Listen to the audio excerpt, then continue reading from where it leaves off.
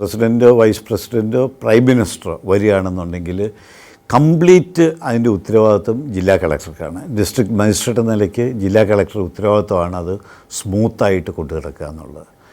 അദ്ദേഹം വരുന്ന സ്ഥലം തൊട്ടിട്ട് തിരിച്ചു വരുന്ന സമയം തൊട്ട് സ്ഥലം തൊട്ടിട്ട് തിരിച്ചു പോകുന്ന സമയം വരെ കംപ്ലീറ്റ് ഉത്തരവാദിത്വം ജില്ലാ കളക്ടർക്കാണ്. ഇപ്പോൾ ഒരു VIP പ്രൈം മിനിസ്റ്റർ വരികയാണെന്നുണ്ടെങ്കിൽ അതിനുള്ള പ്രിപ്പറേഷൻ ഏറ്റവും കുറഞ്ഞ ഒരു മാസം മുമ്പെങ്കിലും തുടങ്ങിയിരിക്കും. നമ്മൾ മീറ്റിംഗ് കൂടും എല്ലാ ജില്ലാ ഓഫീസർമാർ, അതായത് ഈ പ്രൈം മിനിസ്റ്റർ വരുന്ന റൂട്ട് തൊട്ടിട്ട് അദ്ദേഹം താമസിക്കുന്ന ഗസ്റ്റ് ഹൗസിലെ മുറി തൊട്ടിട്ട് ഓരോ ഡീറ്റെയിലിംഗ് ഉണ്ടാവും.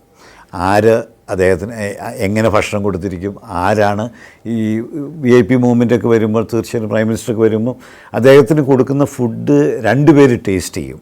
അതായത് അവർ രുചിച്ച് നോക്കിയിട്ട് അല്ലെങ്കിൽ എന്തെങ്കിലും വിഷമോ മറ്റുള്ള പ്രശ്നങ്ങളോ ഉണ്ടോയെന്ന് അവർ ടേസ്റ്റ് ചെയ്തതിന് മാത്രത്തിന് ശേഷമേ ഈ VIPക്ക് ഫുഡ് പോവുള്ളൂ. അതിന് മുഴുവൻ പോലീസ് കൺട്രോൾ ഉണ്ടായിരിക്കും. ഗസ്റ്റ് ഹൗസിലെ കുക്ക് വരെ ആൾക്കാരെ പോലീസിൻ്റെ നിരീക്ഷണത്തിലായിരിക്കും.